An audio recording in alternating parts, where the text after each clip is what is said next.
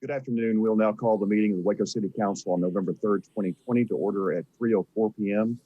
Joining me online today are Mayor Pro Tem Andrea Bearfield, Councilmember Hector Savito, Councilmember John Kennard, Councilmember Darius Ewing, and Councilmember Jim Holmes.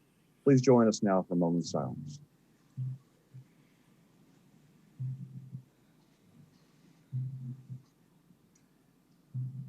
Thank you. On March 16, 2020, the governor suspended various provisions of the Open Meetings Act pursuant to his state of disaster authority. The change was effective March 16, 2020 until further notice or until the state of disaster declaration expires in accordance with physical distancing guidelines. Joining me online today, and while providing as much transparency as possible, this meeting will not be open to the public. This meeting is being broadcast live at wccc.tv. The audio is also being recorded. The video and audio recordings will be available to the public.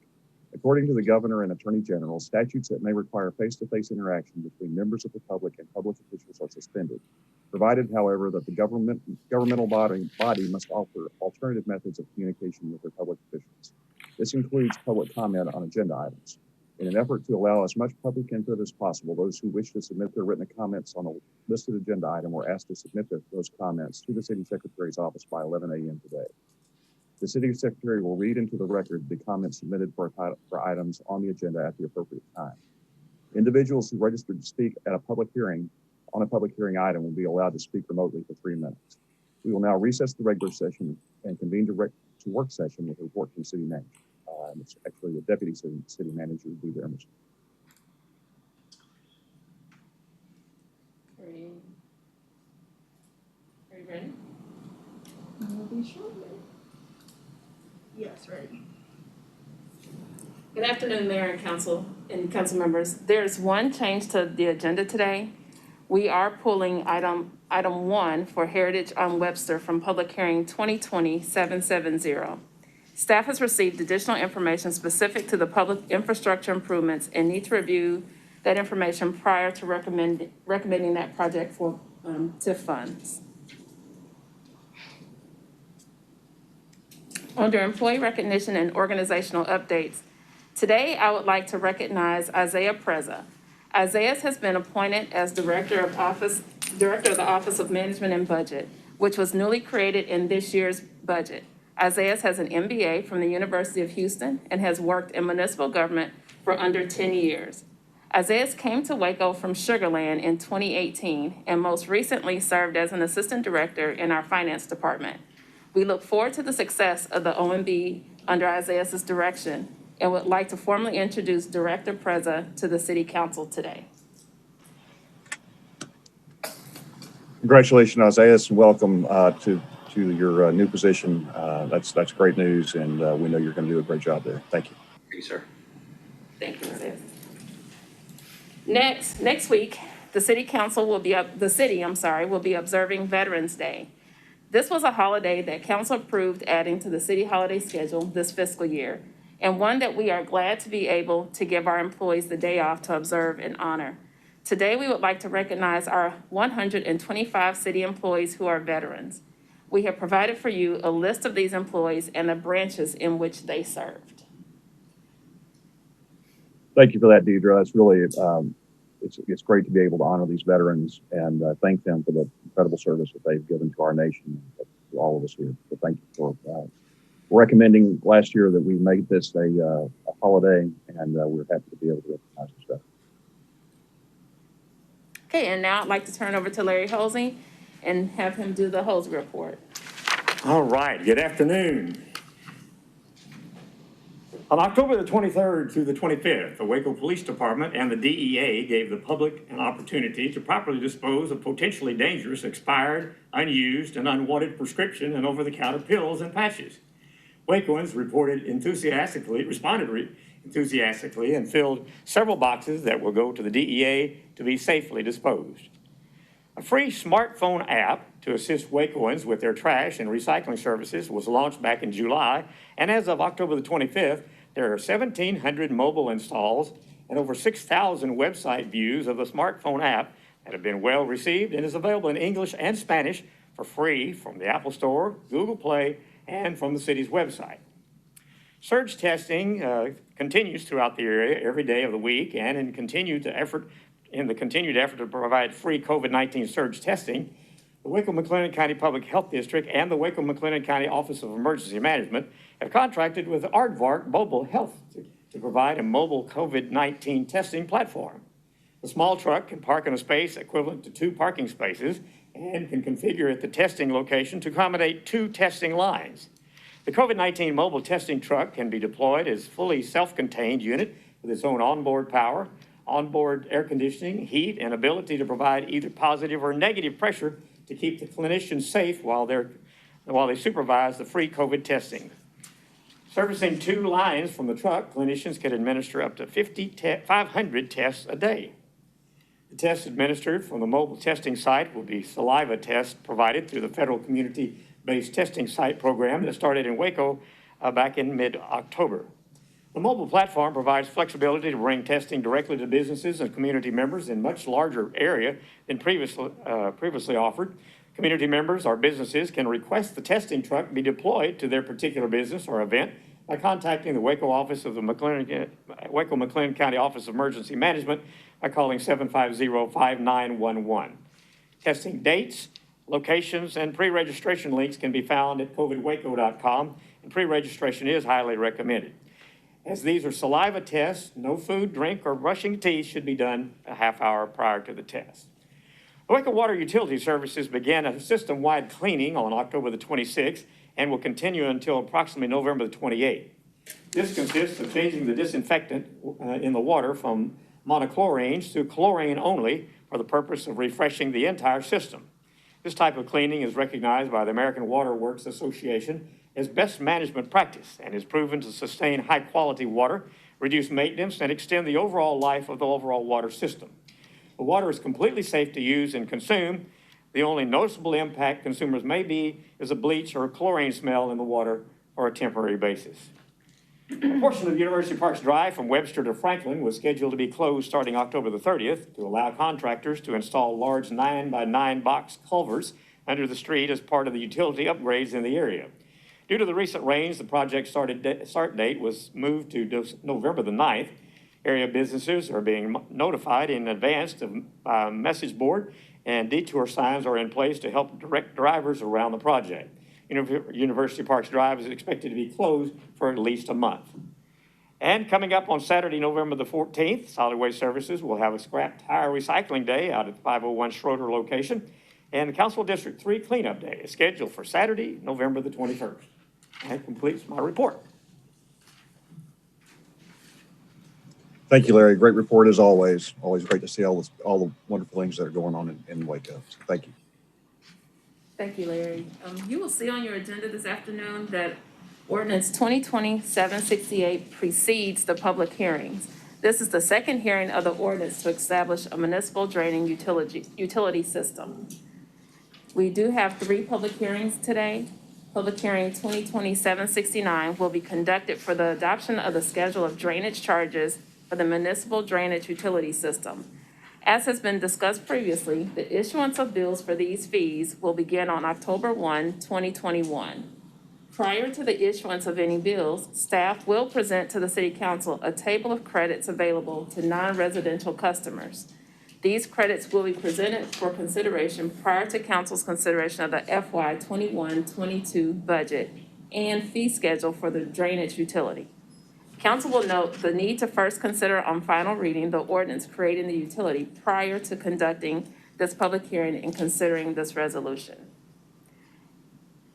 Kent George, Economic Development Manager, will review public hearing 2020-770 in the work session.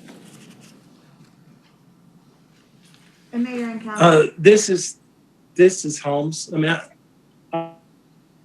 a really bad reception here. I'm even in City Hall, so I'm not hearing it very well. But is this an appropriate time? Can you hear me okay? I guess first of all.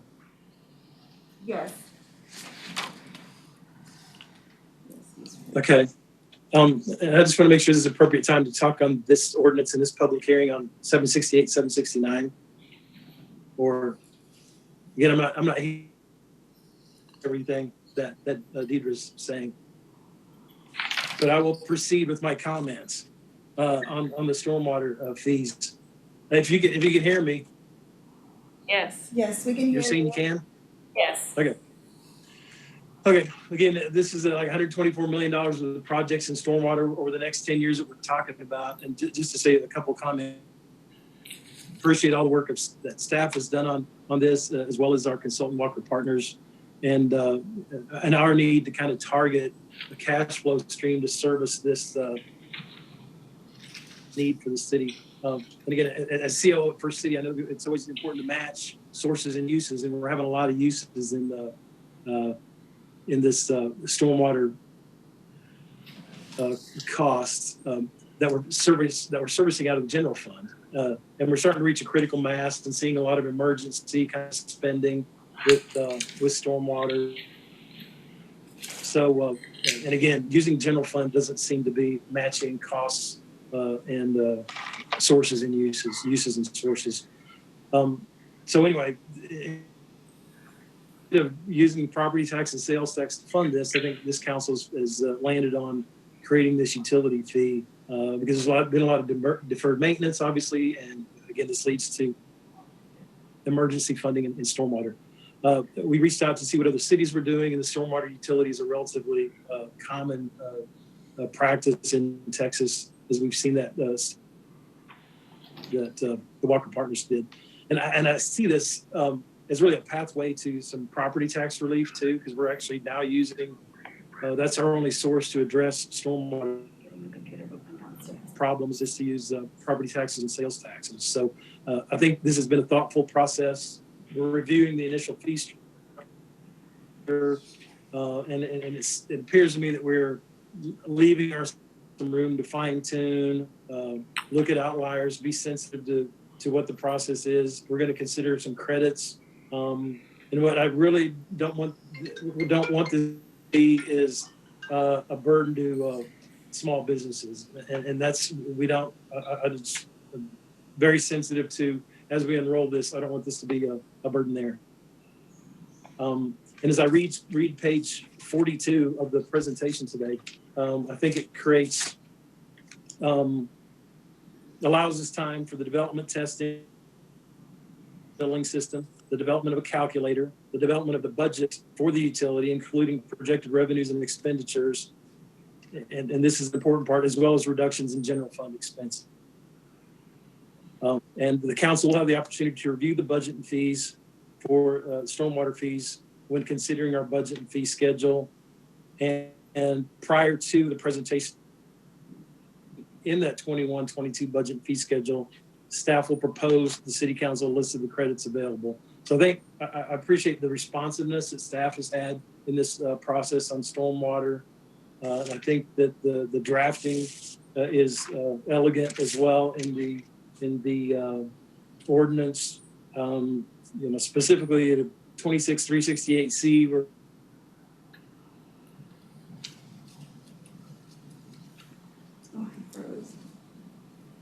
to review these fees at any time, and 26-371, where we talk about exemptions. And also, I think legal staff has added some beef to the specifically 26-368C, where we talk about credits, and also in the resolution itself, talking about 60 days prior to our council consideration of 21-22. Again, this won't go into effect until 2022. Given 60 days advance, where we're looking at the overall fee structure one last time. So I think this has evolved into a good process. It's still a year out, and again, appreciate everything that staff and the consultant have done to bring this together. Councilmember Holmes, you did cut out a little bit, but I think we got the gist of what you were saying. I would point out that you referred to some changes that were drafted at your request. Those are not in the ordinance that have been presented to council, and so if that were the desire of the council to make those changes, that would need to be in a motion approving. Okay. Do I need to kind of outline what those are? I mean, there's slight modifications, but I don't think, can those be circulated somehow, or how should I do that? Read into the record. Yes, and if you don't mind, Councilmember Holmes, maybe I can read them to the record since you are freezing, if you don't mind. Please, thank you. Okay, so, do you have the latest one?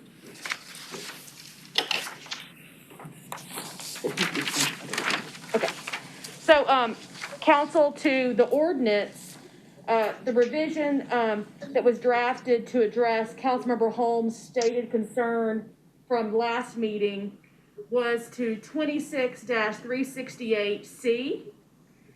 And as drafted, it now says the director shall administer credits on monthly billings for non-residential properties in accordance with the schedule of drainage fee credits as approved by the city council. So Councilmember Holmes just wanted to make it more clear. If you remember, we discussed that those credits would come back to you, but he just wanted the ordinance to be more clear, and that is what that drafted language intends. And then, is that the only change? yes, that's the only change to the ordinance. Now to the resolution, the change was, is this all added? The green? The change is that at least 60 days prior to the city council's consideration of the fiscal year 2021-2022 operating budget fee schedule for the drainage utility fund, the city manager shall propose for consideration by the city council a schedule of drainage fee credits available to qualified non-single family residential property. So again, addressing the process of us coming back to y'all with that.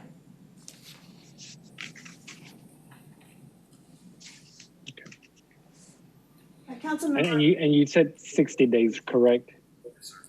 I did. Yeah. Okay, thank you. Thanks, Jennifer.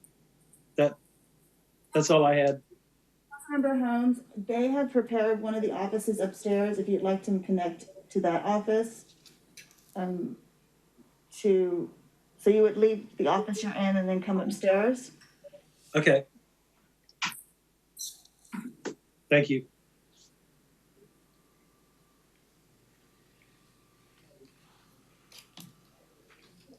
Okay, and while he does that, I'll just follow up a little bit. And, I think some, taking into account, and y'all will be able to consider in a year from now, whatever the credits look like in terms of existing mitigations for stormwater stuff that y'all might want to consider. So as long as that's as far as we're going with this, I'm okay with that. When it comes to, Councilmember Holmes mentioned, this might be offsetting and providing property tax relief in the future. I mean, let's remember that we're talking about a $750 million system here that has no dedicated funding up until we approve this. And that while currently the only mechanism for funding improvements and maintenance and whatnot to this $750 million system within our community is general fund dollars, that doesn't mean that we're actually spending that much on the system right now. And so I would, as y'all consider the budget next year and the subsequent years, I would be very careful in terms of considering the revenue generator from this that is going straight to that system to be in any way some sort of an offset that could provide general fund relief, because this is a system that has been underinvested in for quite some time. Again, general fund dollars are the only mechanism by which they could be funded right now, but that doesn't mean they've been funded that much. And so I personally see this fee and this utility creation as additive to the overall city resources as opposed to an offset or a replacement. But that's just my consideration as I approve this. But obviously y'all are the ones that'll get to consider that in the future. But I just wanted to let y'all know that.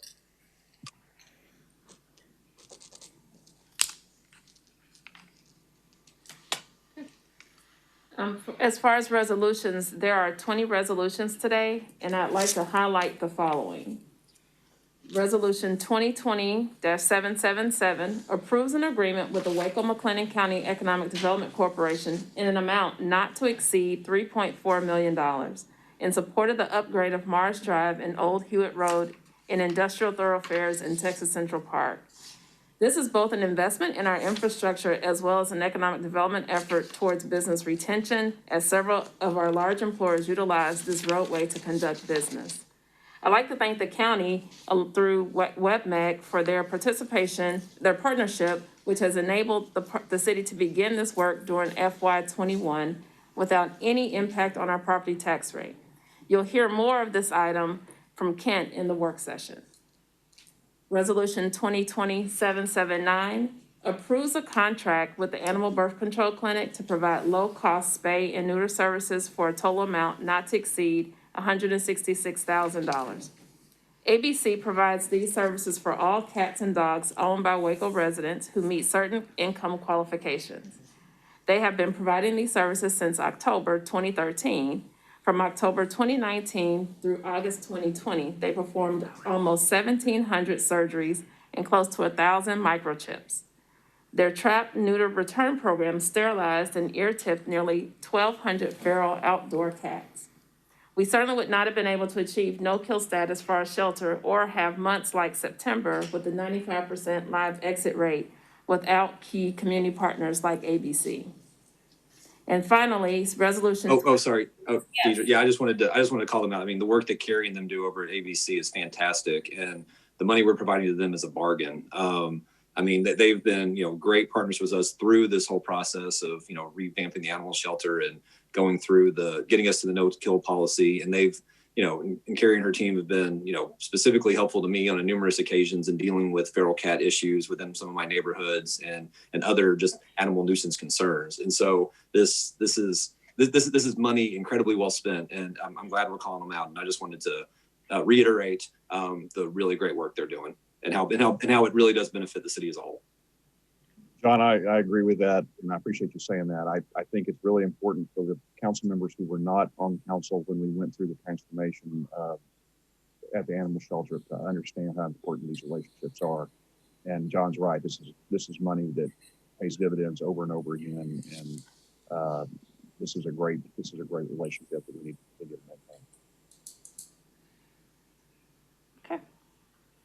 Resolution 2020-784 awards a contract to HCS Commercial General Contractor for the Dutton Avenue Improvement Project in an amount not to exceed $3.29 million and establishing a 5% construction contingency so that the total authorization does not exceed $3.455 million. This contract represents over a mile of street improvements and associated water and wastewater improvements in Dutton Avenue from 11th Street to 26th Street, and is a big investment for infrastructure in South Waco. Council will note this bid came in at 18% below the engineer's estimate. Hey, Deidre, thank you so much for highlighting this. I just wanted to say I'm very excited about this project, and of course it has my full support. This is one of the streets that definitely needs some TLC in South Waco. And I think former city manager Wiley described it as a mini roller coaster, and I think that's putting it very kindly and nicely. And so I'm very glad to see that this project is moving forward in this next budget year. I know that the folks in South Waco are very grateful for the work that's being done on 26th Street already, and of course this will complement it coming from 11th all the way to 26th down Dutton Avenue. So thank you so much for including this, and this resolution has my full support. There are 4 ordinances today. Ordinance 2020-792 is a first reading that amends Section 2-51 in Division 4, Sustainable Resources Practices Advisory Board. This ordinance was discussed during the last Budget and Audit Committee meeting and is presented for council consideration on first reading today. The ordinance clarifies the mission and purpose of the board and provides for greater flexibility in the board's membership. Ordinance 2020. Sure. I'm sorry, Deidre, real quick. Can I go back to Ordinance 792? I'm also very glad that we are redefining the mission and the purpose of this board. I think council has definitely heard the concerns of our constituency that are very concerned about the environment and how the city is responding to the changes that we're having in climate. And so I think this is just one of the first of many steps that we will take to make sure that our city is being as proactive as we can to make sure that we're taking care of our environment And I think with just making sure that we are redefining what this board does and what who it brings to the table, I think that's just the first step. And so I'm so glad that we're moving forward with this as well. Ordinance 2020-793 is a second reading of the impact fees ordinance. Clint will review this item with you in work session. And if there aren't any other questions, then that will conclude my report. Thank you, Deidre. Are there any items council would like to remove from the consent agenda? All right, seeing none, we did receive a comment card on resolution 2020-782, so it will be pulled from the consent agenda and voted on separately. And the consent agenda will include resolutions 2020-746 through 2020-791, with the exception of resolution 2020-782. And I will turn it over to Deidre to introduce the next work session item. All right. This afternoon, we have Clint Peters, Director of Development Services, talking about the impact fee ordinance, the process for revising the ordinance, and the role of the Capital Improvement Advisory Committee. Clint? Thank you, Mayor, City Council. We did want to give you just a brief recap of the impact fee ordinance that the council did approve on first reading at the last meeting, and then go over the state requirements for updating and amending the ordinance, and then the role of the Capital Improvements Advisory Committee moving forward. As y'all know, we have spent the better part of 2 years working on this impact fee ordinance with our consultants, Freeze and Nichols, and then our advisory committee, and then our development stakeholders. We have a developers group that meets monthly. And then we've also worked real closely with the Heart of Texas Builders Association and the Syntex Association of General Contractors in putting this ordinance together, and then the policy considerations that are part of the ordinance. So we do feel like the fee structure that's included is sized appropriately for Waco. We did land on a fee structure that's about 30% of the calculated fee through our land use assumptions, which is our projected growth, and then our CIP, which is the infrastructure that's needed to accommodate that growth. And that 30% is 20% less than what the state law allows you to charge for impact fees. So we do feel like our rate proposal does provide some leverage for our general fund and our utility fees, while still allowing those potential negative impacts not to happen on the development. We also, in our ordinance, we do have a delayed effective date and a phased-in approach. This does limit the impact on current or pipeline developments that have already had their pro formas put together, this would have a limited impact on those. And then it also allows opportunity to update ordinance before full implementation. So what we are proposing actually doesn't get fully implemented till 2025. It has a effective date of June 1st, 2021, and then the phase-in for plats that are in place now doesn't fully get to that full fee until 2025. So we have the opportunity to pivot on this ordinance if we determine that there's some things that need to be changed as we start implementing it over the next couple of years. And then it also does include considerations that meet council priorities. We have exemptions for infill development for single family that are built in the core of the city are exempt completely from impact fees. And then for commercial development within the core of the city and some of our more traditional older commercial corridors, there is a reduction of 50%.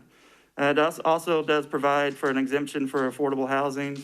And then it has several sections in the ordinance that deal with economic development, whether that be legacy development that can move or expand without being charged a fee, or those businesses on some of our traditional commercial corridors, or even fee waivers for large economic development projects that come into our city.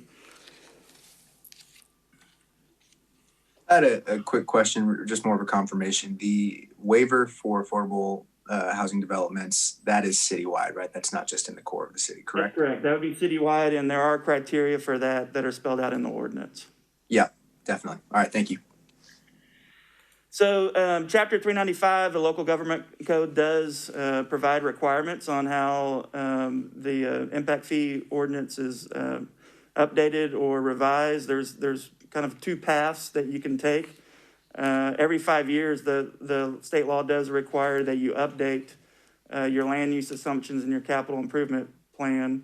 And so that's a longer process. That path does require you to work with a consultant, an engineering firm consultant, to develop those land use assumptions or review those land use assumptions, which are your growth projections, and then the capital improvement plan, which are your infrastructures that are needed to accommodate that projected growth. So that is required every 5 years, and it does follow a public hearing process for the land use assumption approval, CIP approval, and then any changes in the ordinance. There is a separate process if we just want a shorter process, if we just want to change the fee. So that's where you already have your calculated amount, because the way the state law works, you can charge anything from $0 up to the calculated maximum of what the fee is, what your land use assumption and your capital improvement plan say. And that process is shorter. So that just requires 30-day public notice and then a recommendation from the Capital Improvement Advisory Committee at least 5 business days before that public hearing. And then City Council does have to act on that, any revisions to that ordinance within 30 days of the public hearing. And then the role of the advisory committee moving forward, just for a refresher, the advisory committee is our plan commission, and then 4 ad hoc members made up of development community, and they will continue to play a role moving forward. And then you can see here the requirements of the 395 for what their role is to monitor and evaluate implementation of the CIP, review semi-annual reports, so they will meet every 6 months. Their first meeting will not be until December, because our effective date is not till June 1st of next year. So, and then they'll review and then provide input on reports with respect to the CIP, and then any perceived inequities in implementing the plan or imposing the impact fees. And then obviously advising the city council of any need to update or revise our land use assumptions, CIP, or impact fees moving forward. And with that, I'd be happy to answer any questions regarding the ordinance or the role of the CIAC, or any revisions or updates, the process that are required by state law. Any questions or comments from council? This is Holmes moving into a different space here. There's horns behind me. I'm not sure that's move this around a little bit. Okay. No, it's Clint. Thanks so much. I know that you and staff have worked your tails off for 2 years here, getting this going, and just seeing over the next 10 years, we have 165 million in projects with roadways, water, and wastewater. You know, it's we should all be concerned about how we help get this paid for, because we're going to need it as we continue to grow. And these kind of projects place a higher stress on property taxes and, again, the general fund. And the impact fees, I get it. I like the concept. You know, based on where there's the need for the roads, water, and wastewater, that's where the impact and the cost and the revenue is created.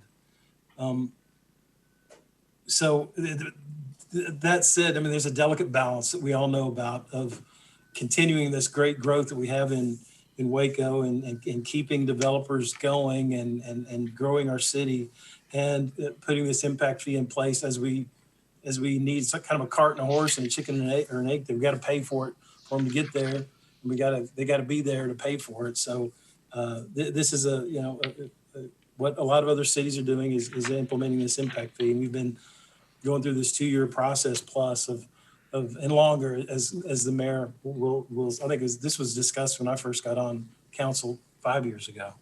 4.5 years ago. So we've been working at it a long time. And again, I appreciate everything that folks done. The residential side of this is, pretty simple, kind of widgety, as I like to say. It's 5-year phase in, $4,500 a lot. We're pushing out the entire effective date till next year and grandfathering in a lot of the platting that we're talking about. And again, it's not paid until the thing is permitted. And there are some exemptions for parts of the city that we'd already talked about. Commercial, same kind of phase in. It's five-year phase in on that too. Legacy business exemptions, the no change in use exemption. If you're using that for the same deal, you don't have to re-up the impact fee. And there's some urban core exemptions. I think, again, very thoughtful about how we've done this. The fee calculations on the commercial side are obviously a little bit more complex, and if you can tell that by just looking at the ordinance. It's a very complex calculation because there's more different types, industrial, manufacturing, retail, hotel, whatever. A lot of different ways to do it. Different forms to calculate. And I know that we are building this calculator based on the initial fee structure that we will be looking at today and reviewing today. And I'm just a firm proponent of having that fee structure eliminate unintended consequences, even though I'm fully aware that it's a 5-year phase in. I'm a proponent of seeing what that looks like, or using that fee structure and placing that fee structure on what would have happened or the new growth that would happen in 2019 and 2020 to say, at a 20%, this was only going to raise $1 million, or because right now I still don't have a feel, and I don't want to be critical of the process because I know that we've done a lot of work to get this far. But as a last step, I would like to have seen what would this fee structure do to what happened in 2019. Does that fee structure raise $1 million, $50 million, $500? I just don't have a good feel for that, and maybe staff has a better feel than I do for it, but I just don't have any idea of scale on what this structure will do. But anyway, that's my only observation on it, because I agree with the Capital Improvements Advisory Committee that we seemed like we were in good shape on residential, but the commercial was another 60 days, 90 days could have helped us. But I'm very thankful that you went through the how we change the path for changing the fees. It's a little simpler than I had anticipated. It's basically setting a public hearing, incorporating advisory committee comments. I think it's very important that you bring up the point on this slide that CIAC stays plugged into this process. So it's not the end all that we talk about the fees today. But the process of setting a public hearing, getting CIAC feedback, and then having a council vote on it, I think and then having an official semi-annual review of the CIAC, I think is very important. I just want to express my appreciation to staff, because that was one of the questions I had at the last meeting. Thanks for putting this together. That's all I have. Thank you, Councilmember Holmes. John, you have comments? Yeah, just real quick.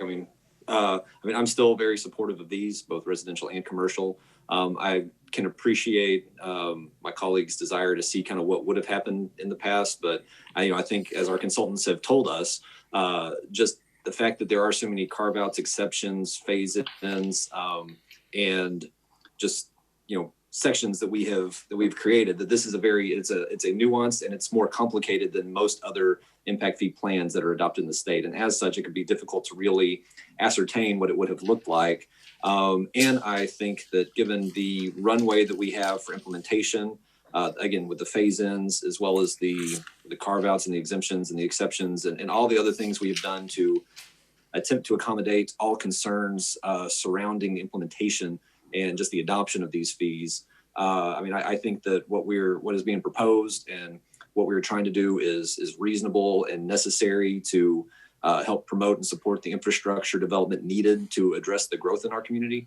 And I actually, I'm curious. I'm as curious as Councilmember Holmes is as to just what the actual revenue collected and impact will be of the adoption of these fees, particularly over the first 5 years.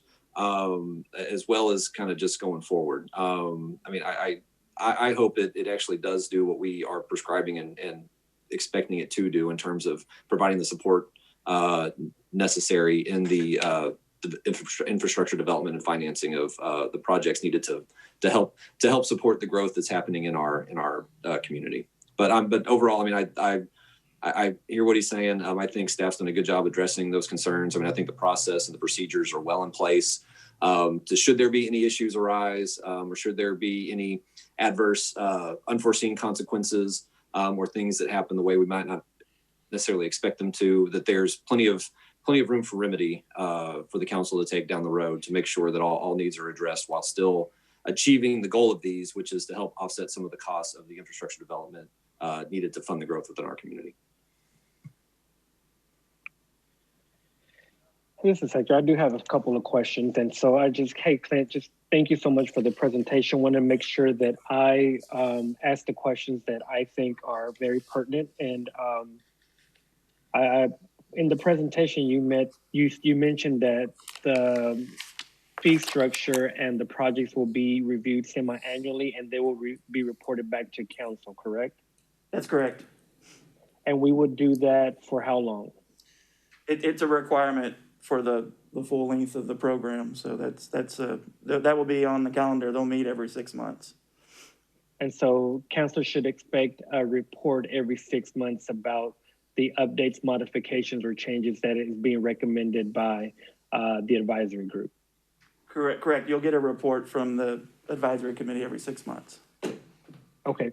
And then the first year, it's 20%. So because this goes into effect June 1st, that takes us through May 31st of 2022, correct? And then from there on, it'll go 40%, 60%, 80% until we reach 100% in year 5.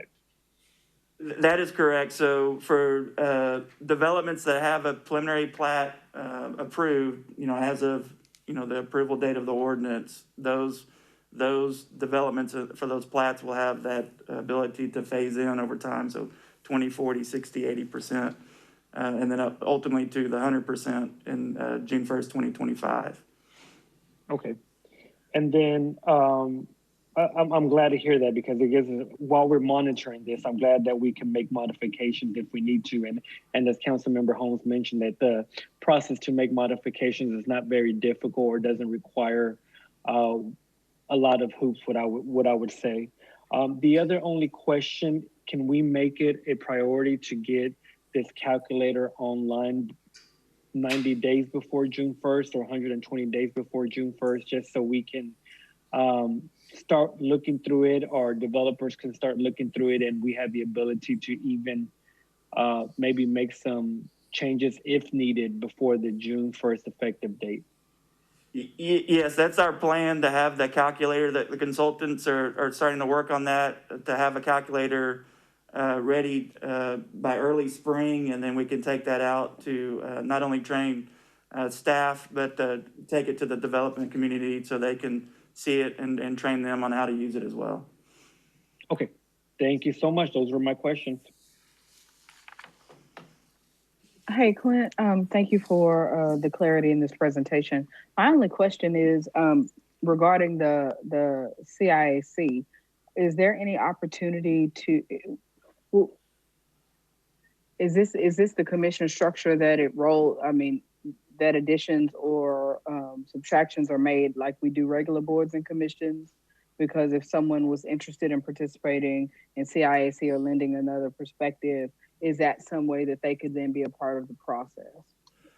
So and legal might help me with this, but the way the resolution that set up the advisory committee has it where it's automatically the plan commission members. So if you're on the plan commission, you're automatically on the CIAC, and then the 4 additional members were appointed. And then the way it works is that they have the same procedural process as the plan commission members. So they're appointed to the same term limits and terms as the plan commission members. So there are some requirements that those members are made up of development community. And then since we have impact fees in the ETJ, that one of them has to be, own property or live in the ETJ. But those would be, appointed members by the council. Thank you for that clarity. Just as a follow-up to Mayor Pro Tem's question, so the 4 guys that are on there now, they serve through, what date? Is it September of 2021 or? So the, well, I have to go back and see when they were officially appointed, but they'll serve a 3-year term and then they can be reappointed for another potential 3-year term. Okay, all right, thanks. Any further questions or comments? Esmeralda, did we have a card on this item? Sir, we do, but it's actually going to be read for the ordinance for during the business session. It'll be read during the business session. Yes, Okay, sir. that's fine. Okay, very good. All right, well, Clint, thank you and your staff so much for all the work that's gone into this, and also want to thank the CIAC and Plan Commission, as well as Assistant City Manager Paul Kane and our city attorney and her team for all the work that's gone into this over these last several years. Appreciate y'all getting us to this point, and look forward to taking action on that item tonight. Thank you. We'll move to our next item. All right, Mayor and Council, now we have Kent George, Economic Development Manager, and he will be discussing economic development contract agenda items. Good afternoon, Honorable Mayor and City Council. We've got a few economic development items for your consideration this afternoon. 2 of those are TIF related, the Marriott AC contract amendment and the 2 of our contract extension. We've got one WebMec related item with the Mars Drive improvements. The first item, Marriott AC, located at Mary Avenue and South 6th Street. This is the first rendering, the most recent renderings we have of the project. As you can see here, this is a view from Mary Avenue and South 6th Street. One thing I wanted to point out on this rendering is the art wall that you see here. That's still in development. It's still under consideration by the Marriott corporate group. Not all Marriott AC hotels will have this art wall. This is unique to the downtown project we have proposed to us today. As you see up in the left corner, I have a picture here for you of the current site conditions of the property from this perspective. This is a rendering of the Mary Avenue side. As you see the facade, as you look down the hotel, most prominent in this rendering is the Executive Conference Center. The next rendering is from Jackson Avenue and South 6th Street. You get it. The most prominent feature in this rendering is the commercial retail element of the hotel, the proposed hotel. And up in the right corner, you see the current conditions of the site. This is an overall rendering of the project, and I want to take you around each piece of this as we go counterclockwise through the project. You see here we have the proposed parking garage, and as you come around, you get to the commercial retail element of the hotel. You have the hotel proper with the 182 rooms, and you end up here at the Executive Conference Center. Another thing to point out on this rendering would be the decorative metal panels that are on the parking garage. This rendering is a little bit inaccurate. There will be decorative panels on the south side, as well as decorative panels on the interior side of the parking garage.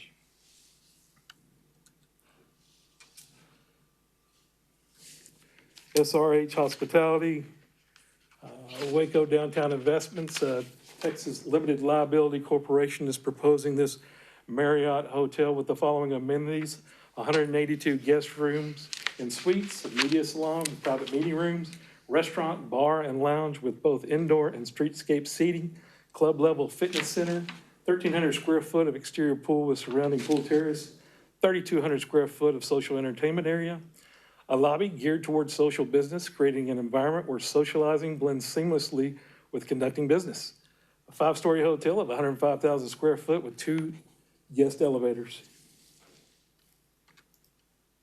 The Executive Conference Center will feature 17,000 square foot, 7,700 square foot of ballroom divisible into 5 salons, 20-foot ceiling heights, 4,000 square foot terrace area, elegant urban finishes, full food and beverage services, state-of-the-art commercial audio visual services, best-in-class executive meeting room, seating, lighting, and acoustics, full business support services. The Executive Conference Center will be a significant addition to Waco and complement the existing Waco Convention Center. The parking structure will be of 5 levels of precast concrete of integral color and perforated decorative metal panels. 332 parking spaces will be allocated between the public needs and the private needs of the hotel, 145 of which of those parking spaces will be public parking, 2 guest elevators, and an elevator lobby area. The commercial retail portion of the proposed hotel will contain 2 stories. There'll be a total of 18,000 square foot with a second level 2,700 square foot rooftop terrace. So as the TIF board was taking this project under consideration to make a recommendation, 2 of the main asks from the developer was a year of additional time to complete the project. Obviously, COVID had a big part in that request. The second big item of the 4 amendments to the contract was lowering the appraisal dispute value from $43 million to $40 million. And in return, the TIF board considered that we're going to get $60 million of an all-in project that would include both the hard and soft costs. So a total investment in this one block of downtown would be $60 million that would offer retail, restaurant, entertainment, meeting event space, parking, jobs, tax generation, and would offer the highest quality rooms in the market. So as we start to break down the numbers here, the current MCAD value is at $2.5 million. Their total construction cost went up to $47.8 million. Their ask for TIF funding has stayed the same. It's at $8.7 million. The total construction cost, the percentage as you break it out is 18.22%. The TIF board recommended the $8.7 million. There's no change. This broke down into public improvements at $3.7 million, public parking at $3.5 million, city utility improvements at $637,000, and the burial of overhead utility lines at $800,000. Now, I want to stop there because previously the amount awarded or the amount set aside for the burial of overhead utility lines was $550,000, but they shifted $250,000 from the public parking down into the burial of overhead utility lines due to the cost increase. And they'd like to reset their appraisal dispute amount value at $40 million. So the TIF board recommended approval of the contract amendment, providing, number 1, project completion date in the contract extended 1 year, September 30th, 2023 to September 30th, 2024. Number 2, the appraisal dispute value lowered from $43,292,462 to $40 million. Number 3, the inclusion of pandemic language in the force majeure clause. Number 4, the shift of previously approved funds of the $250,000 from public structured parking to the burial of the overhead utility lines.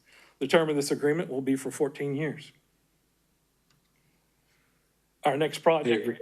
Yeah, real quick, Ken. I'm just on this one. I'm in favor of this. I mean, I think it makes sense. And I think all the points that the TIF board made and that the project makes are valid, that this, will provide best in class rooms and the conference center is useful and will be a great addition to our community.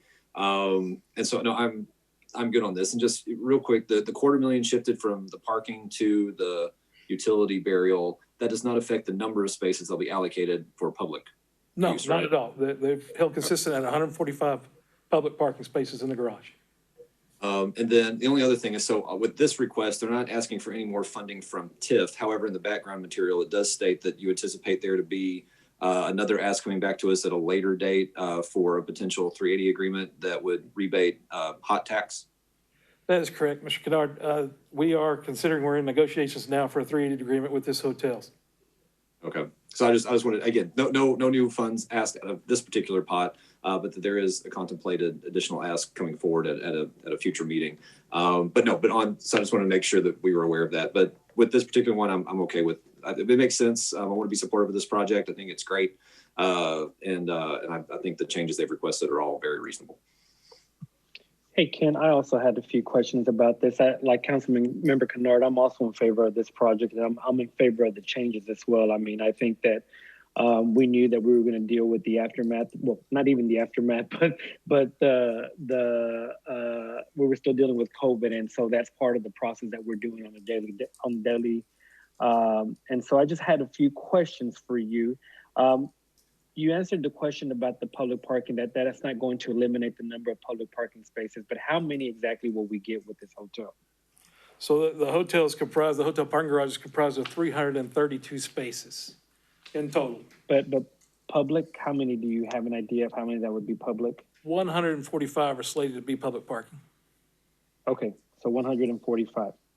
And then you were also talking about, I know in our previous conversations when this came before council, we talked a lot about the aesthetics and how the hotel looks on the outside. Earlier in your presentation, you mentioned about the art, that it still has not been approved yet. So are you saying that that art can be eliminated completely, or is it just might look different from what we have on the rendering? I would say both. So they are in works on the design of what the art wall will look like, and it is before Marriott corporate to decide if they would allow for that design change to their typical hotel. Now, the developer is trying to make this, you know, a unique kind of an Instagram moment for the art to be on the side of the hotel. And they will be available this afternoon session for an update on where we're at with that process. So definitely, I can't promise that art wall will be there or that will be the design, but that is in the works. But whatever the decision is, or whatever Marriott corporate decides, does it still have to come before council before anything is done, as far as like if it's changing the way the rendering looks to us right now? No, it doesn't. Legal is shaking their head no, so I'm not going to go against their answer. Okay.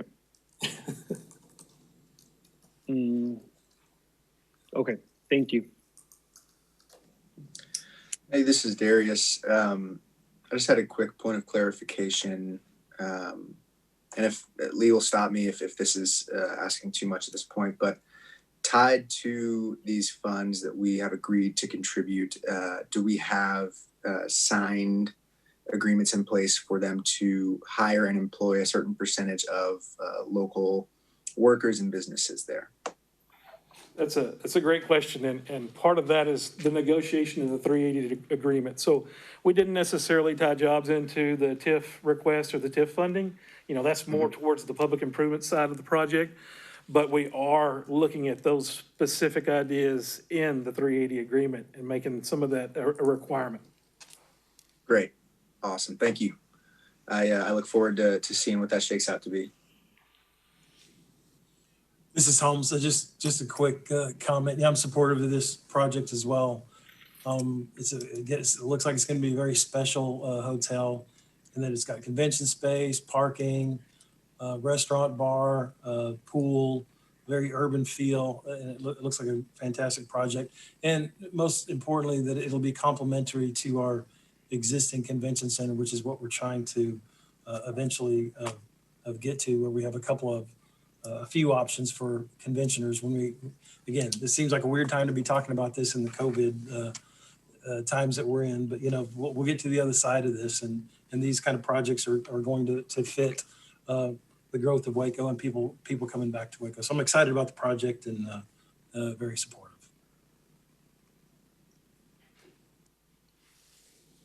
Thank you, Councilman Holmes. We'll go to the next project's Pivovar contract extension located on 320 to 324 8th Street. Yeah, I didn't want to guess at that. Thank you. At the top of the screen here, you see on the left a current picture of the construction. We're almost at completion here, so they're putting the final touches on the project. On the right side, you can see a couple of years back what the project looked like before the redevelopment. This view's from 8th and Jackson Avenue. I was able to include the street sign in the photo for future reference. At the bottom here, more pictures of the most recent layout of the construction. Like I said, they're in the final stages of construction. The Pivovar Restaurant, Brewery, and Hotel project all in, including the land, is at $9.7 million. The TIF grant award was at $683,291. And on December 20th, 2018, the TIF Board recommending that funding of the $683,291. On February 5th, 2019, City Council approved the funding and made the original completion date for the project April 30th, 2020. 6-month extension request was received and granted by the city manager, and extension was granted to the new completion date of October the 27th of 2020, just last week. However, on August 20th, 2020, we received an additional request for an extension just for 4 more months, requesting the new completion date of February 28th, 2021. So the TIF board made the recommendation of the approval of the contract extension for the additional 4 months and making the new project completion deadline February 28, 2021. Next project is the web map Hey, project. Ken, I'm sorry, this is Hector again. Just one question. So the only change on this one is they're just requesting 4 more months. That's correct. From the extension they received, which the deadline was October 27th, it was last week, but they're just in the final stages and need just a couple more weeks of construction, clean up, finish up to get this project done. So 4 more months is what they're asking. So they feel pretty confident that the project will be completed by the 28th of February, 2021. Absolutely. And they'll be on the line also this afternoon for any updates you guys may want. Wonderful. Thank you so much, sir. This is Holmes. I'll just follow Hector's comments there with, I think this makes sense. It's kind of a COVID-related extension here, and it's in the south part of Czechoslovakia, that's pivo, which is beer, a beer bar. My grandfather was born and raised in Czechoslovakia, so I'm happy to see this enterprise coming to Waco. And I'm sure I'll have the opportunity to say Vítame vás to this group when they come to town.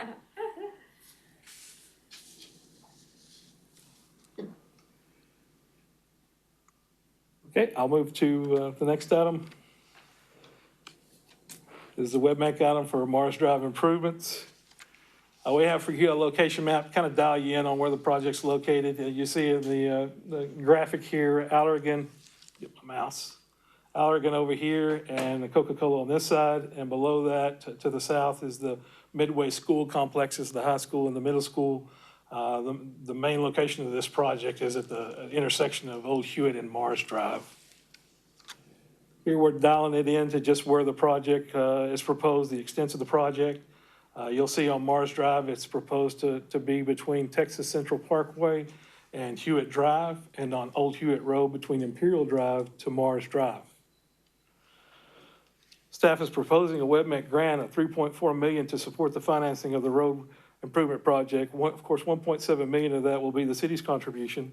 The estimated project completion date is December 31st, 2023. And as current figure we have on hand is the total construction cost is estimated currently at $11.5 million.